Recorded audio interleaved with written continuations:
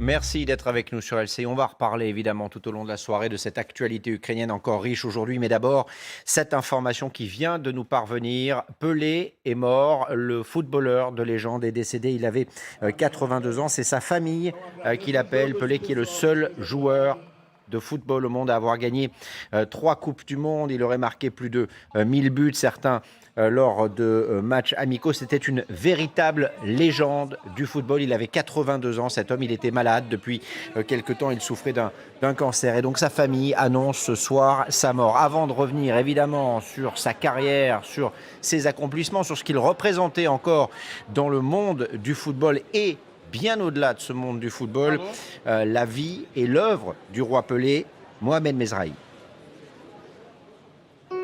Pour le monde entier, il était le jeu. Pour ses coéquipiers, un attaquant aux jambes de feu. Mais pour l'histoire, c'est lui l'image de la victoire où durant ses 21 ans de carrière, il a fasciné la planète par son talent. À ma mort, j'espère que Dieu me recevra de la même façon que j'ai été reçu dans le monde, grâce au football.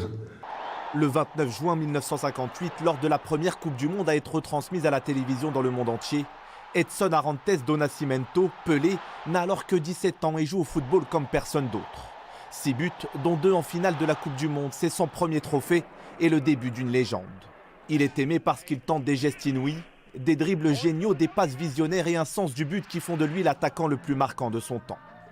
Au total, tout match confondu, il affirme avoir marqué 1281 buts. Il gagnera 2 autres Coupes du Monde en 1962 et en 1970, le seul et unique footballeur au monde à détenir ce record aujourd'hui. Le 1er octobre 1977, en pleurs, Pelé vient de jouer le dernier match de sa carrière à New York avec le club du Cosmos. C'est l'un des moments les plus forts de ma vie. Au Brésil, sa popularité n'a jamais décliné après sa carrière. Tour à tour, ambassadeur de l'UNESCO ou encore ministre des Sports. En 2019, il rencontre Kylian Mbappé, désigné comme le successeur de la légende brésilienne. J'ai pas arrêté de le toucher pour voir si c'était réel. Je m'étais dit que voilà, de le voir en cassette était déjà bien, mais de le rencontrer aujourd'hui, c'est une fierté sans nom. Le monde du football a souvent témoigné son affection, sa fidélité, sa loyauté envers celui que les Brésiliens surnommaient Oreille, le roi Pelé. Et il est mort, Pelé, ce soir. Il avait 82 ans. Encore une fois, il souffrait d'un cancer. Il était hospitalisé depuis quelques jours. C'est un homme qui a évidemment, et on va parler du reste, Vincent Hugeux, mais marqué la planète football. C'est le seul footballeur au monde, on le rappelle, à avoir gagné 3 Coupes du Monde, 1958, 1962 et 1970. Ça n'est pas arrivé depuis. Non, absolument. Je vais faire une confidence. Dans mon enfance, j'avais un livre de chevet. C'était une biographie de Pelé qui avait été rédigée par Alain Fontan. C'était paru aux éditions Calman-Lévy et je l'ai tellement lu que le brochage n'y a pas survécu, les feuilles tombaient. Parce qu'il y avait aussi ce côté du gamin, peut-être enjolivé, la légende, mais en tout cas sorti des favelas, etc. Et sa trajectoire depuis le Santos Football Club jusqu'au Cosmos de New York. Puis il y a 2 ou 3 images comme ça qui sont restées gravées dans ma mémoire. D'abord, sa façon de célébrer les buts. Et, il avait une détente formidable et il boxait le ciel. Il avait une manière tout à fait personnelle et beaucoup plus sobre que ce qui se fait aujourd'hui. Je me souviens aussi d'une action de légende où il bondit, il frappe de la tête et il y avait un gardien britannique formidable qui s'appelait Gordon Banks qui fait l'arrêt de l'histoire du foot. C'est-à-dire qu'il traverse tout à fait la ligne de but et il va chercher la tête de Pelé. C'est presque plus beau comme accomplissement que ces 1279 ou 81, il y a polémique là-dessus, but qu'il dit avoir inscrit. Match officiel et amicaux confondus, Oui, c'est vrai. Il y a un vrai débat là-dessus, effectivement. ça, mais quoi qu'il en soit, c'est un joueur sur 1370 matchs. exceptionnel. C'est-à-dire, grosso modo, un ratio quand même de 1 but par match. Et ce, d'autant plus qu'il a loupé des compétitions parce qu'il a été parfois massacré par les défenseurs, tant sa fluidité dans le dribble était exaspérante. Et il a comme ça eu des parenthèses qui étaient liées au fait qu'il a eu des blessures assez sérieuses parce qu'il n'a pas toujours été ménagé par les défenseurs du camp d'en face. Et ce soir, il est décédé. Il ne savait pas, disait-il, comment il allait être accueilli par Dieu. Évidemment, ça, personne ne le saura. Il était croyant. C'était un Brésilien dans l'âme. Il a joué au Brésil, que ce soit en équipe nationale ou en équipe nationale, quasiment toute sa carrière, avec une petite exception pour l'équipe de New York, le Cosmos. Mais sinon, il a joué au Brésil. C'était un Brésilien. Ce qu'il a réussi aussi, Pelé, et ce qui est formidable, parce qu'il y avait cette opposition entre deux hommes, Pelé de sa génération et puis évidemment Diego Maradona, Oui. qui est venu après. Il y avait le gentil et le méchant. Pelé, c'était le gentil.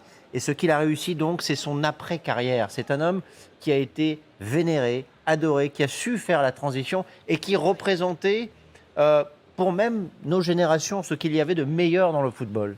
Oui, alors d'ailleurs, sauf erreur de ma part, lorsqu'il s'est agi de désigner le footballeur du siècle, donc à l'orée de ce troisième millénaire, il me semble que la Fédération internationale de football n'a pas tranché entre les deux, entre le bad boy et le gentil garçon. Alors, gentil garçon qui a eu aussi des zones d'ombre ensuite, notamment dans certaines affaires dans lesquelles il s'est lancé, qui n'ont pas toujours été très, très heureuses. Quant à sa trajectoire de ministre des Sports, elle n'a pas non plus laissé nécessairement des souvenirs impérissables dans les annales, mais c'est vrai qu'il y avait chez lui cette foi ardente dont il parlait très très souvent. Et il y a eu plusieurs alertes sur sa santé. Je me souviens, il y a quelques années déjà, il y avait de très grosses inquiétudes.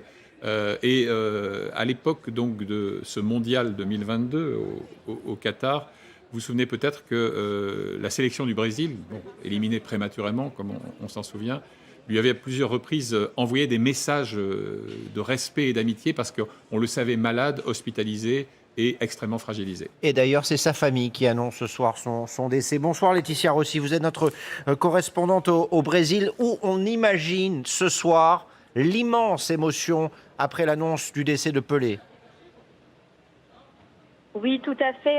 Pelé est la plus grande figure du sport brésilienne. Tout le pays craignait que cette nouvelle tombe.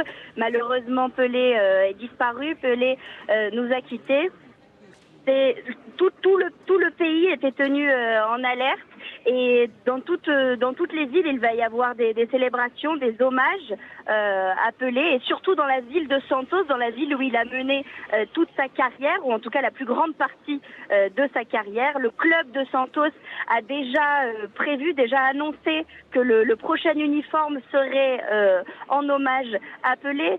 Sur la pelouse du terrain de football du club de Santos, il y a déjà toutes les structures en préparation pour la veillée de son enterrement. Donc oui, tout le pays se prépare à dire au revoir à sa plus grande idole du sport. Qu'est-ce que disent les Brésiliens ce soir? Qu'est-ce qu'ils vous racontent? De quoi se souviennent-ils? Ils se souviennent du sourire de Pelé, mais ils se souviennent surtout de ses buts les plus spectaculaires. Pelé, c'est quand même un joueur que même les supporters des équipes adverses venaient voir. Il était applaudi par les supporters des équipes adverses. Donc on se souvient de Pelé comme, selon les Brésiliens, le meilleur joueur de l'histoire du football. Il était toujours aussi populaire, Pelé, en 2022. Toujours. Quand on demande aux Brésiliens qui est le meilleur joueur de football au monde, ils répondent sans hésitation Pelé. Merci Laetitia Rossi, merci pour cette première réaction. Donc, on vous le rappelle, si vous nous rejoignez, le Brésilien Pelé, légende du football, est mort. Il était hospitalisé depuis quelques jours. Il souffrait d'un cancer. Il avait 82 ans et sa famille donc annonce sa mort. Nous t'aimons à l'infini. Repose en paix, écrit notamment sa fille sur Instagram. C'est un homme évidemment qui a marqué son époque, Vincent Hugeux. C'est aussi, et c'est une question que je vous pose, la première star planétaire du football. Il n'y en a pas eu avant Pelé. Alors, il y avait des footballeurs extrêmement connus et respectés, britanniques, allemands, français aussi. Après tout, Juste Fontaine, Raymond Kopa étaient des légendes. Mais il est parfaitement clair que Pelé a sans doute été la première idole planétaire. Et le fait qu'il ait été l'un des promoteurs du football aux États-Unis a aussi ajouté cette dimension à sa légende.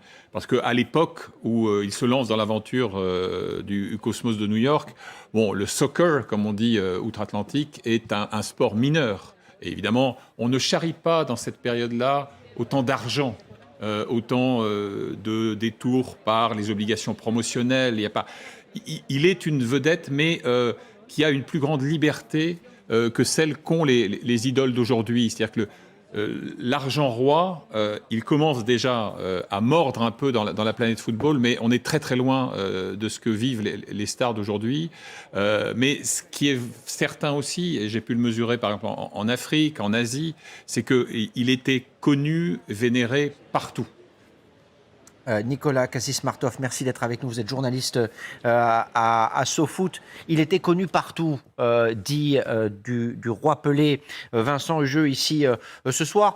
Qu'est-ce qui a fait sa légende? Qu'est-ce qui a été le plus marquant? On l'a dit tout à l'heure, évidemment, c'est le seul footballeur à avoir remporté 3 Coupes du Monde. Et rien que ça, c'est quand même énorme. Mais qu'est-ce qui a fait que cet homme-là est entré dans cette légende? C'est très difficile à expliquer parce que faut quand même se rappeler qu'il est d'une autre époque du football et il a quand même réussi à rester jusqu'à aujourd'hui, aux yeux de beaucoup, comme le plus grand joueur et le plus grand footballeur. Mon père a eu la chance de le voir jouer 10 minutes sur un stade, il en parlait en flux tendu. Donc c'est un premier aspect. Il est aussi essentiel parce que c'est quand même un joueur qui incarne une période où le football, on pouvait exister en football en dehors de l'Europe parce que c'est quelqu'un qui a construit sa légende en dehors du football européen. Et d'ailleurs, pour ça, il n'a jamais eu de ballon d'or, par exemple. À l'époque, ce n'était pas possible. Enfin, il a surtout incarné, aux yeux de beaucoup, l'esprit du beau jeu brésilien, c'est-à-dire de cet amour du football, un football de rue, même plus ou moins fantasmé, mais peu importe. Il était quand même l'incarnation. Enfin, pour terminer, il est un des premiers grands héros mondial, international, noir. Et il y avait une scène très importante quand il était au Cosmos à sa retraite, c'était Mohamed Ali, le grand boxeur, qui était venu le féliciter de prendre sa retraite et il se parlait d'égal à égal comme figure, comme représentation du peuple noir à travers la planète. Il y a tous ces aspects-là qui ont cristallisé. Il y avait une expression, le football est une religion et son dieu est noir, il s'appelle Pelé. Et ça voulait tout dire. Ce qui reste aussi de cet homme-là, en tout cas dans le souvenir qu'on en a ici, c'est son sourire. Je n'ai pas le souvenir de ne pas le voir sourire. Il avait toujours ce sourire accolé au visage. Il y a quelques images, par exemple, quand il est obligé de sortir sur blessure en 62, il y a quelques images comme ça où il grimace, mais il avait effectivement, il incarnait beaucoup de choses, de l'amour du foot et de la joie du foot et de la joie de vivre. Il y avait une autre figure qui était plus problématique autour de lui, qui s'appelait Garincha, qui était entre guillemets appelé la joie du peuple, qui incarnait vraiment le peuple brésilien. Lui, il était vraiment par ce sourire, par cet aspect, surtout par son jeu universel. Il a transformé le football, la façon de jouer au football. Il a mis le Brésil sur la carte du monde. C'est grâce à lui que le Brésil, en partie, hein, pas uniquement, il y avait d'autres joueurs autour de lui, heureusement, mais que le Brésil a pu remporter ses premières Coupes du Monde et a pu s'établir et se mettre sur le toit du monde du football. Et depuis, d'ailleurs, tous les Brésiliens courent derrière et n'arrivent pas à l'égaler ou à le remplacer parce qu'il est, je pense, unique à jamais dans l'histoire. Et je répète, il incarnait beaucoup de choses, parfois à son corps défendant. Il n'a jamais voulu être un symbole de quoi que ce soit pour sa part, mais il était malgré tout tellement immense par le simple fait que son jeu, la façon dont il pratiquait le football, et vous pouvez aller sur YouTube aujourd'hui pour le retrouver, et a changé de figure. Voilà, vraiment, le football a changé de figure avec lui. Immense, effectivement, c'était un footballeur de légende, pas toujours très modeste. Il avait quitté le maillot brésilien, je crois, en juillet 1971. À l'époque, il disait de lui, partout où vous allez, il y a 3 icônes connues partout dans le monde, Jésus-Christ, Pelé et Coca-Cola. Qu'est-ce que ça vous inspire ? Il n'avait peut-être pas tellement tort, mais il faut comprendre aussi ce que ça peut représenter pour quelqu'un comme lui. Je vois bien ce que ça peut avoir de choquant, même si aujourd'hui, quand on voit la façon dont se comportent les stars, et pas uniquement de football, hein, on retrouve parfois occasionnellement ce type de propos. Les Beatles, on les avait eu également.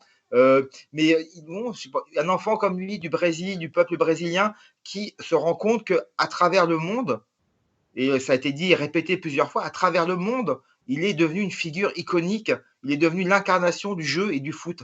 Alors, je voudrais qu'on parle ensemble. Pardon Nicolas, je voudrais qu'on parle ensemble des chiffres, parce qu'avec Pelé, il y a toujours ce débat autour des chiffres. Alors évidemment, il y a les 3 Coupes du Monde dont on a parlé, 58, 62 et 70 pour la dernière. Et puis il y a ses buts. Alors certains disent, il n'en a marqué que 760. Il y a eu ce débat, je crois, avec Cristiano Ronaldo récemment. D'autres disent 1283, 1363 matchs. D'abord, pourquoi est-ce qu'il y a cette confusion ?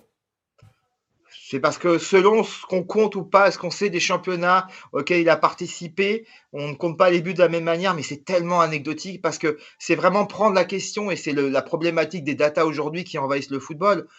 on s'en moque. D'abord, les époques n'ont rien de comparable. Il jouait beaucoup moins de matchs que les footballeurs actuels. Donc, forcément, il en a marqué moins. Quelqu'un le dépassera, c'est inévitable.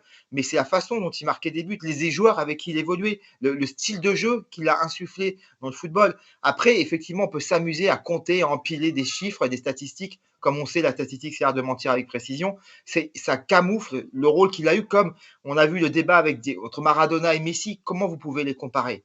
Comment des époques aussi différentes, mais ne serait-ce que parce que Messi incarne, que Maradona incarnait. Voilà, donc voilà, la problématique de quelqu'un comme Pelé, ce n'est pas le nombre de buts qu'il a marqués, c'est comment il les a marqués et dans quel football, avec quel football il les a inscrits. Ce que l'on sait, c'est qu'officiellement, le 1000e but de Pelé, il a été marqué en novembre 69 contre le club de Vasco de Gama. Et Pelé est allé se saisir du ballon, il a embrassé le ballon et ensuite le terrain a été envahi par les supporters. C'est dire évidemment ce qu'il générait chez tous ceux qui suivaient ce joueur exceptionnel. Un petit joueur, 1m73 seulement, Pelé. Ça m'a surpris quand j'ai vu cette statistique, puisque on parle de chiffres. Qu'est-ce qu'il laisse derrière lui au football, au monde et à la légende qu'il était? Il laisse d'abord au football d'incarner un football sud-américain, brésilien, noir, où il y avait quelque chose ça a désaxé le football à tous les sens du terme. Il a laissé aussi l'idée que les plus beaux gestes dans le football peuvent être spectaculaires, ce qui correspondait bien à l'apparition par ailleurs de la télé, des diffusions en Mondiavision, etc.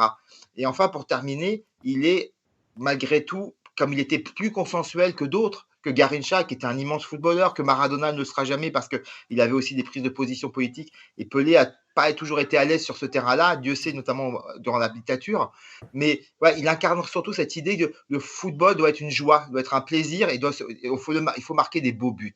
C'est le beau jeu, c'est ça en fait. Et c'est ça en ça qu'il était un grand footballeur, et un grand footballeur du sud du monde. Nord-Sud, à une époque où on regardait Est-Ouest, où le football était très focalisé pendant longtemps sur l'Europe, il a désaxé le football sur bien des aspects.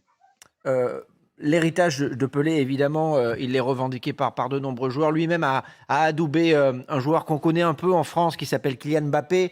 On a vu tout à l'heure une image des deux footballeurs réunis. Qu'est-ce que Pelé voyait dans Mbappé? Je pense qu'il reconnaissait beaucoup de choses. Il reconnaissait d'abord la précocité. Il ne faut pas oublier que Pelé est un enfant, presque encore un enfant. Il a 17 ans quand il remporte Coupe du Monde, comme Kylian Mbappé. Je pense qu'il aimait aussi son sens du but, sa volonté toujours d'aller vers l'avant, parce que c'est quand même quelque chose qui caractérise Pelé. Vous voyez qu'est-ce qu'il a incarné, c'est l'antithèse du jeu défensif, ça c'est clair. C'est pas le catenaccio italien, c'est pas d'autres de football européen actuel qui s'appuie beaucoup sur le côté défensif. Non, mais là, il a incarné ça. Peut-être aussi, il a reconnu dans Kylian Mbappé une figure qui lui était familière. Il vient d'un milieu, il a grandi dans une banlieue populaire. Il incarne quelque chose qui pouvait presque physiquement lui ressembler. Et puis, il le suivi, cette idée d'aller de l'avant toujours chez Kylian Mbappé, à qui on reproche par exemple souvent de défendre. Je ne pense pas que Pelé était quelqu'un qui effectue énormément de replis défensifs. Nicolas, restez avec nous quelques instants. Une réaction à l'instant, celle du président de la République, Emmanuel Macron, qui réagit donc au décès de Pelé, le jeu, le roi, l'éternité, voilà. Et c'est écrit aussi en portugais, vous le voyez juste en dessous. Emmanuel Macron, sa réaction au décès donc de Pelé. Aujourd'hui, il avait 82 ans, le roi Pelé. Et évidemment, le Brésil le considérait, alors c'est probablement toujours le cas, comme un trésor national, Vincent Pelé. Nicolas Xismartov faisait allusion justement à la réticence qu'il avait à être récupéré politiquement. D'abord, sa couleur de peau renvoyait aussi le Brésil à certaines de ses impasses, avec une élite métisse qui pouvait parfois afficher un mépris ostensible pour les Noirs. Et n'oublions pas qu'il a vécu le plus clair de sa carrière de légende sous une dictature militaire implacable, 1964 à 1985. Et à la différence de certains de ses glorieux successeurs, je fais bien sûr allusion à Socrates, le héros du club des Corinthians, qui lui avait une vraie conscience politique, au point qu'il avait fait de son club une sorte, non pas de soviet, mais une sorte de club de football autogéré, où chacun avait son mot à dire pour recruter un tel, pour le prix des places, etc. Pelé, même si ensuite il aura une carrière de ministre, s'était bien gardé, si ma mémoire ne me trahit pas, de rentrer dans cet activisme politique-là. Socrates, dont on connaît bien le frère cadet en France, puisque le fameux Rai, qui a joué notamment au Paris Saint-Germain, était le cadet du dit Socrates. Voilà pour le roi Pelé, son décès. Une autre réaction, celle de, on l'a évoqué tout à l'heure, Kylian Mbappé qui réagit sur les réseaux sociaux, sur Instagram pour être plus précis, vous allez le voir.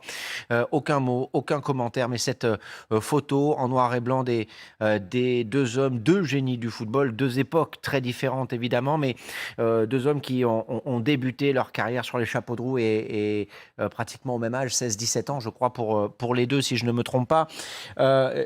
Qu'est-ce qui va se passer maintenant, Nicolas Cassis-Martov? Qu'est-ce qui va se passer au Brésil? Est-ce qu'il faut s'attendre, par exemple, à des funérailles nationales? Ça, je pourrais pas dire. Je pense que je vois mal Lula, le nouveau président, ne va pas se saisir de ce moment pour réunir un peuple brésilien qui est très divisé au lendemain d'une Coupe du Monde qui a été par ailleurs très décevante pour la sélection brésilienne. Donc, il y a quand même une double opportunité, en fait, à la fois pour le monde du football brésilien et pour la nation brésilienne, de se retrouver autour de ce trésor national, effectivement, qui est une expression qui a été souvent employée, et de communier. Après, je ne sais pas trop. Ce qui est intéressant de voir, c'est que malgré tout, ça sera aussi peut-être un moment pour le football de réfléchir sur ce qu'il est devenu, parce qu'il incarne la fin d'une époque, quoi qu'on en pense. Son départ, malheureux aujourd'hui, est le signe que quelque chose de définitif est tourné malgré tout. Et voilà, je ne sais, après, sur le Brésil, je ne sais pas, je ne veux pas avancer. Je pense qu'il y aura forcément énormément de choses, et de manière très officielle, parce que d'abord, il a été aussi un homme politique, hein, même s'il a été très court, de manière très courte, et parce qu'il incarnait le Brésil à travers le monde. Comme aucun footballeur n'a peut-être pu, à ce point, incarner son peuple et sa nation, peut-être à une petite exception de Diego Maradona, et encore, je pense que c'est un seuil en dessous. Mais ouais, il était vraiment. Je sais pas, les mots sont difficiles à expliquer parce qu'en plus, pour les yeux des amoureux et ma génération et nos pères, c'était vraiment, je le répète, hein, cette expression, le foot est notre religion et chez nous, Dieu est noir, il s'appelle Pelé. C'est vraiment ça qu'il incarnait et je pense qu'au Brésil, ça va être excessivement fort, d'autant que le Brésil a vraiment besoin de se retrouver. J'ajoute précisément que le décès redouté de Edson Arantes do Nascimento, donc de Pelé, va percuter le calendrier politique, puisque dimanche, dans 3 jours maintenant, il y aura la cérémonie d'investiture de Ignacio Lula da Silva, donc de Lula, qui a vaincu fin octobre dans une élection extrêmement tendue le sortant Jair Bolsonaro, hein, ce populiste d'extrême droite. Et donc, en fait, les obsèques de Pelé, et on imagine mal comment elles ne pourraient pas être nationales et solennelles, elles vont justement survenir à l'issue d'un moment politique extrêmement hargneux, pour dire les choses simplement. Il y a quand même une tentative d'attentat. Hein. On a repéré un camion-citerne bourré d'explosifs d'un pro-Bolsonaro qui voulait faire dérailler le processus et inviter les militaires à reprendre le pouvoir, un nostalgique donc de la dictature militaire. Alors, est-ce qu'on va pouvoir retrouver un peu de sérénité autour de la dépouille de Pelé? Il y a beaucoup à faire, tant la tension sociopolitique est intense dans le Brésil d'aujourd'hui. La légende du foot est morte à 82 ans. Pelé s'en est allé. Je vous disais que Kylian Mbappé n'avait pas écrit, n'avait pas réagi en mots, simplement avec une photo. En fait, il a aussi inscrit un message. Le roi du foot est mort, mais la légende vit à jamais. C'est ce qu'écrit Kylian Mbappé. Évidemment, on a l'impression, parce que Diego Maradona est décédé il y a 2 ans maintenant, je crois. C'était en novembre 2020, de mémoire. Et vous le disiez tout à l'heure, Nicolas, qu'une page du football s'est tournée. Alors évidemment, les deux hommes n'ont pas joué exactement au même moment. Maradona, c'était plus quelqu'un des années 80, Pelé des années 60 et 70. Mais qu'est-ce qu'ils ont laissé, ces deux hommes, dans la planète football? Alors, chacun a un héritage très particulier parce qu'ils représentent aussi malgré tout 2 nations très différentes en Amérique latine. Et Mais très ils opposés. ont laissé cette idée que le foot était un enfant des rues, qui se jouait d'abord pour l'exploit, pour le beau but, pour le beau jeu. Enfin, c'est quelque chose qui est très intéressant aujourd'hui, alors qu'on entend beaucoup qu'il faut de la rigueur défensive, que les grandes. Voilà, il y a quand même, on sort d'une Coupe du Monde où, par exemple, le Maroc a fait un parcours assez remarquable, mais l'entraîneur marocain a dit maintenant, on va se qualifier, on va arrêter les équipes africaines avec du beau jeu, on va se qualifier à l'européenne en étant sérieux, appliqué. Eux, c'était l'inverse. Et quand je dis qu'évidemment, ni Pelé ni Maradona ne faisaient de repli défensif, c'est quelque chose qui est très intéressant à se rappeler au moment, effectivement, c'est un des principaux reproches qui est formulé à l'encontre de Kylian Mbappé. Après, ils ont chacun laissé des traces très différentes. Diego Maradona était un homme problématique, mais aussi engagé. Par ailleurs, comme l'a pu être Socrates, à qui on a le prix qui récompense l'engagement au Ballon d'Or, s'appelle Socrates d'ailleurs.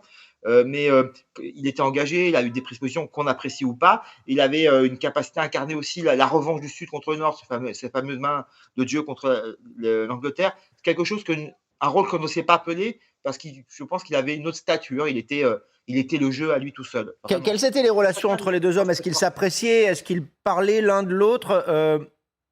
Pelé ne reconnaissait pas en Diego Maradona un de ses héritiers. Ça, c'est évident. Pour plein de raisons, parce qu'il y a une rivalité historique entre le Brésil et l'Argentine, parce que je pense que le personnage ne lui parlait pas, mais ils se sont pas croisés. Par ailleurs, il faut quand même le dire, c'est pas Eusebio, c'est pas d'autres figures de cette stature-là qu'a pu croiser Pelé, ou les frères Starotsine, qui étaient les grands joueurs russes qu'il a pu rencontrer, et dont il disait qu'ils étaient ses équivalents en Europe. Non, c'était quelqu'un qui est arrivé après lui à une époque où lui-même, et ça a été dit un peu, hein, vous l'avez évoqué, pensait qu'après lui, ça serait la fin. Il y avait quand même un peu ce côté-là. Le football va survivre derrière moi. Il avait un peu ce côté-là, parfois appelé de surjouer ça. Il ne se reconnaissait pas plus que ça dans Diego Maradona. Mais Diego Maradona n'avait pas besoin d'être adoubé par Pelé. Petit rappel du phénomène qui était Pelé quand même. Il signe son premier contrat pro à 15 ans seulement avec Santos. Il empile les titres. Il soulève notamment les coupes intercontinentales. 2 coupes intercontinentales consécutives contre le Benfica en 62 et contre le Milan AC, excusez du peu, en 1963. Pelé qui termine sa carrière sportive en 77. Il a 37 ans. Il est à New York. Il dit à l'époque: j'aimerais que les gens se rappellent que j'ai été une bonne personne qui a toujours voulu unir les gens, rassembler les peuples, et qu'ils se souviennent aussi que j'ai été un bon joueur. Ça, on s'en souvient. Rassurez-vous, monsieur Pelé. On va l'écouter, Pelé. C'était vers la fin de sa carrière. Le football dure 15 ans. Quand on arrête de jouer, on s'arrête à 34, 35 ans. Et puis tu as toute ta vie pour passer à autre chose. Je veux voir si je peux me donner davantage à ma famille, m'occuper de mes affaires, puisque je ne suis presque jamais à Santos, et je devrais continuer mon travail dans une banque. Voilà, Nicolas Kessmartov, vous l'avez entendu. Évidemment, il n'a pas continué son travail dans une banque. Il a continué... Il a beaucoup travaillé dans l'humanitaire. Il est devenu ministre aussi pendant plusieurs années, ministre des Sports, Pelé. Est-ce qu'il y a un style de foot Pelé, ou est-ce que ce style, son style de football, était quelque chose qui lui était tout à fait personnel? Est-ce qu'on a imité Pelé après? Non, mais qu'est-ce qu'on lui a vu comme successeur? Voilà, genre, même en France, à un moment, quand Michel Platini a commencé à émerger, on se disait le nouveau Pelé est en France. Ce qui était partiellement inexact, et d'ailleurs ce que Michel Platini a toujours refusé d'endosser comme fonction. Non, mais non, il était inimitable, mais les époques sont tellement différentes aussi. C'est ça que je voudrais quand même souligner.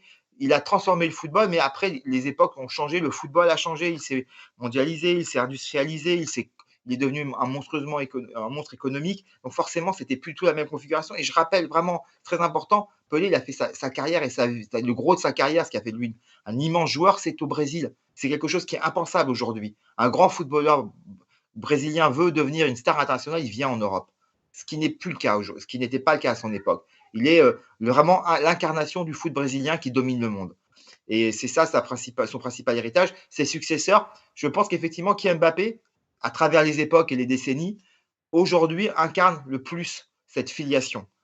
Alors, on a beaucoup parlé évidemment de ceux qu'on a qualifiés les uns et les autres de successeurs à Pelé, et parmi eux, il y a quelqu'un qui joue en France, qui joue à Paris. Il s'agit évidemment de Neymar. Quelles étaient les relations entre les deux hommes? Est-ce qu'on le sait, ça? Oui, il s'appréciait. Pelé aimait bien Neymar, mais le problème, c'est qu'à un moment, pour être un grand footballeur à l'image de Pelé, il faut gagner une Coupe du Monde.